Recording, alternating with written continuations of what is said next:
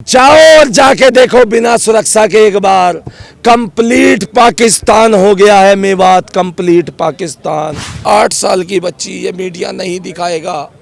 खून खोल जाता है मेरे भाई, ये मीडिया नहीं दिखाएगा। एक बहन को बस में झुलसा दिया। अब हिंदू कहां जाएंगे? हर हिंदू को योगी जैसा नेता चाहिए, हर राज्य में योगी जैसा नेता चाहिए मेरे भाइयों। कि ये खट्टर जैसे खच्चर मुख्यमंत्री हमने बिठा रखे हैं। हमारी बहन बेटियां अब मेवात में सुरक्षित नहीं रह गई है।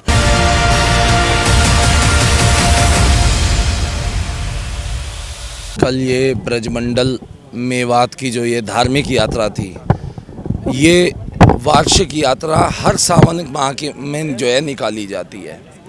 मेवात में कुछ बहुत प्राचीन मंदिर हैं जो महाभारत कालीन शिव मंदिर नल्लड़ में भी स्थित है।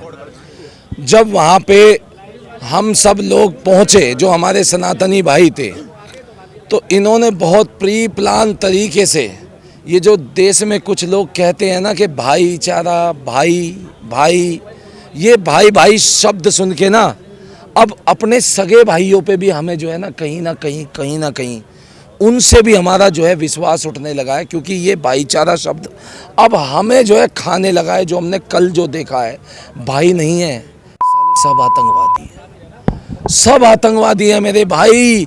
नाई से लेके कसाई तक जितने भी हैं सब आतंकवादी है, जितने भी ये टोपी पहनने वाले हैं मेरे भाई। इलाज क्या है? जो लोग हम सनातनियों को उस यात्रा में जब 50%, जिस यात्रा में 50% से ज़्यादा महिलाएं हों, छोटे छोटे बच्चे हों मेरे भाई, छोटे छोटे बच्चे। 8 साल की बच्ची थी, 8 साल की बच्ची, ये मीडिया नहीं दिखाएगा। खून खोल जाता है मेरे भाई, ये मीडिया नहीं दिखाएगा। एक बहन को बस में झुलसा दिया। वो उसका जो है मीडिया कभी जो है आधिकारिक रिकॉर्ड नहीं देगा। हमने अपनी देखा है वहाँ पे जो हमारी बहनें वहाँ फंसी हुई थी। 500 से ज़्यादा बहनें हमें फ़ोन करके कह रही थी कि भैया हम यहाँ से गोली खा के अगर जो मर गए तब हमारे और हमारे परिवारों को गम नहीं होगा, लेकिन यदि हमारी अस्मिता पर कोई बात आ गई तो भैया हम किस मुंह से अपने घर जाएंगे, किस मुंह से? हम वहाँ पे भाई नतमस्तक हो चुके थे मेरे भाई। बहुत दुराचार हुआ है उनके साथ, बहुत दुराचार हुआ है। खड़े खड़े आदमियों में उस नल्लड़ शिव मंदिर में पहाड़ों से आए उन जिहादी आतंकवादियों ने जैसे कश्मीर में आते थे, वो कश्मीर का प्रकरण वहाँ पे दोहराया है। वो सोशल मीडिया में आज हमको दिखाई दे रहे हैं। वो नाराए तकबीर अल्लाहू अकबर के वो नारे लगा करके उसको वहाँ पे पूरी की तरह पूरा पाकिस्तान बना दिया गया है। ये नेता लोग कहते हैं कि भाजपा के भी इसमें शामिल है, जो कह देते हैं कि मेवात मिनी पाकिस्तान नहीं है। मेरे नेताओं सुन लो, वो मिनी नहीं है। जाओ और जाके देखो बिना सुरक्षा के एक बार। कंप्लीट पाकिस्तान हो गया है मेवात, कंप्लीट पाकिस्तान। और सुनो, अरे थू है खट्टर तुम पर, थू जो अपनी बहन बेटियों की सुरक्षा के लिए पहले से इंतजामात नहीं कर पाए। बिहार में 7 पन्नों के गजवाए हिंद के पर्चे निकाल लाते हो। इनकी पहले से प्रायोजित योजना तुम्हें सोशल मीडिया पर नहीं दिखाई दी। यहाँ हरियाणा सरकार का फेलियर था। अरे यूपी के बाल बराबर मुसलमान नहीं है मेवात में, यूपी के बाल बराबर, यूपी के बाल बराबर। लेकिन एक योगी आदित्यनाथ जैसा नेता नहीं है। कहाँ है? बस केवल और केवल यूपी में। अरे 30 राज्य हैं, 30 राज्यों के हिंदू कहाँ जाएंगे? अब हिंदू कहाँ जाएंगे? हर हिंदू को योगी जैसा नेता चाहिए, हर राज्य में योगी जैसा नेता चाहिए मेरे भाइयों। वरना उन जो आज वो बहनें वहाँ उस मंदिर में फंसी थी, ये तो धन्य हो अमित शाह जी का। और मैं इसमें सबसे पहले आप सभी मीडिया के माध्यम से धन्यवाद करना चाहूँगा।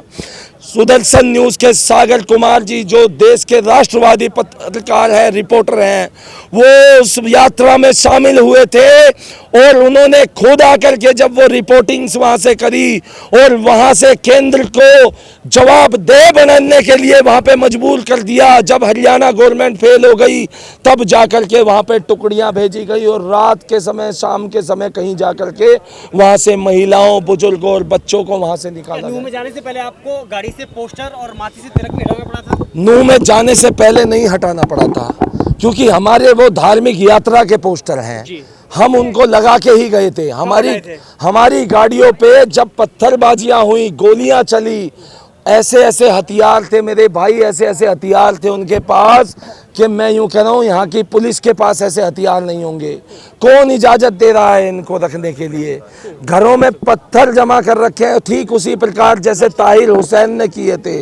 और ये जो वहाँ का नेता है, ये कांग्रेसी मामन खान, जिसने इस जहर को बोया विधानसभा में खड़े होके है, आज अगर योगी महाराज के क्षेत्र का वो विधायक होता तो आजम खां की तरह जेल में धूल चाट रहा होता, जेल में धूल चाट रहा होता। लेकिन हम शर्मिंदा है कि ये खट्टर जैसे खच्चर मुख्यमंत्री हमने बिठा रखे हैं। हमारी बहन बेटियां अब मेवात में सुरक्षित नहीं रह गई है।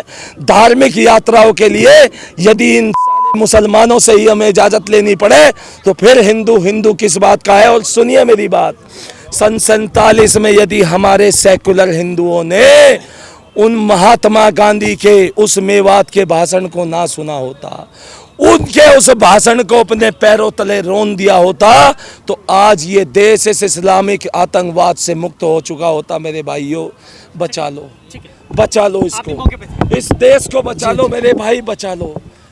आज किसी का 1.5 साल का बच्चा वहाँ फंसा है, किसी की 8 साल की बच्ची वहाँ बस में झुलसी है, किसी की बीवी वहाँ बस में झुलसी है, किसी की बहन बेटी वहाँ असुरक्षित महसूस हुई है। कल ये तुम्हारे घरों में घुस घुस के तुम्हें जो है ना इस्लामिक आतंकवाद का शिकार बना लेंगे। बचा लो हिंदुओं। और सुनो, जाग नहीं सकते हो हिंदुओं तो अब सो जाओ, सो जाओ, क्योंकि तुमने जागना है नहीं हिंदुओं, तुमने जागना है नहीं, अब तुम सो जाओ। तुम्हारा एक ही इलाज है और वो अब इन्होंने कर दिया है इस मेवात से गजवाए इन, क्योंकि अगर योगी महाराज वहाँ होता तो इस मेवात को बुलडोजर चला चला के इसको जो है पत्थरों का ही मैदान बना देता, पूरे मेवात को पत्थर का मैदान बना देता बुलडोजर चला चला के। लेकिन नहीं सुनेगा। एक नेता था अनिल विज, उसकी टांग खींच के रखते हैं ये, उसको काम भी नहीं करने देते हैं। सर, सबसे पहले तो जैसे हम लोगों ने वहाँ पर यहाँ से, ये एक शोभा यात्रा थी, हम कोई वहाँ पर आतंकवादी यात्रा लेकर के नहीं गए थे, ये ब्रजमंडल की यात्रा थी और हमारे महाभारत कालीन मंदिर है, हम उन पर जल चढ़ाने के लिए सिर्फ गए हुए थे। अभी हमारे पत्रकार महोदय कह रहे थे मोनू मानेसर, क्या ये अंकल जी मोनू मानेसर है? क्या ये जो इसमें महिलाएं दिखाई जा रही है मोनू मानेसर है? एक बात बताइए, मैं देश के जनता से आपके चैनलों के माध्यम से पूछना चाहता हूँ, जो वहाँ हमारी माँ बहनों के साथ हुआ, क्या ये सब मोनू मानेसर है? 3000 महिलाएं हमारी वहाँ पर फंसी, 3000 महिलाएं वहाँ पर हमारी फंसी, छोटे छोटे बच्चे, 8-8, 9-9 साल के बच्चे, जो कि शोभा यात्रा में शामिल होकर के सिर्फ भगवान शंकर को जल चढ़ाने गए थे। क्या हमारा ये कसूर था? आज हमारा तो खून खोलता है।